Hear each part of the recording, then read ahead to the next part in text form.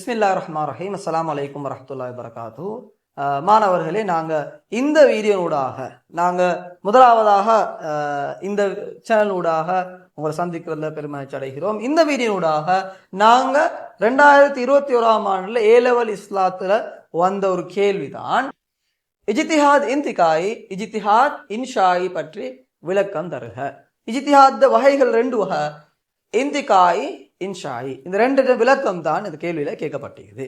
அப்ப இந்த கேள்விக்கு எப்படி நாங்க ஆன்சர் பண்ணுவோம் என்றது நாங்க மிச்சம் சுருக்கமாக இந்த வீடியோல பார்ப்போம்.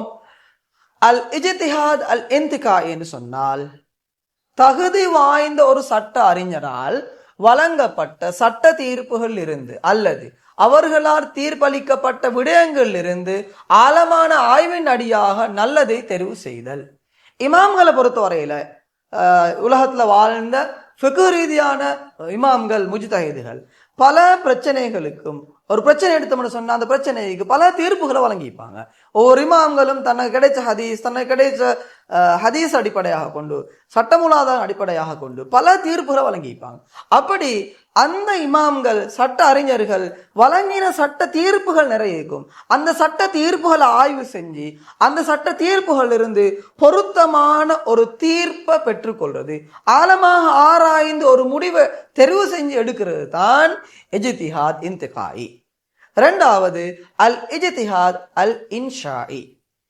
அல் இஜ்திஹாத் அல் இன்ஷாயி என்று சொன்னால், தகுதி வாய்ந்த ஒரு முஜ்தஹித் புதியதொரு பிரச்சனை தொடர்பான சட்ட தீர்ப்பில் இதற்கு முன் எவரும் வராத ஒரு தீர்ப்புக்கு வருவதை அல்லது தீர்ப்புக்கு மாற்றமாக புதிய தீர்வொன்றுக்கு வருவது அப்படின்னு சொன்னால், இஜ்திஹாத்ல நாங்க பார்க்கும் ஒரு பிரச்சனையில முஜ்தஹிதுகள், தகுதி வாய்ந்த முஜ்தஹிதுகள் தீர்ப்புகளை வழங்கிப்பாங்க. அந்த சந்தர்ப்பத்துல ஒரு முஜ்தஹித் என்ன செய்யறாருன்னு சொன்னா, புதியதொரு பிரச்சனை தொடர்பாக இமாம்கள் எந்த விதமான கருத்துகளும் சொல்லாத ஒரு புதிய பிரச்சனைக்கு புதியொரு சட்ட தீர்ப்பு போறார்.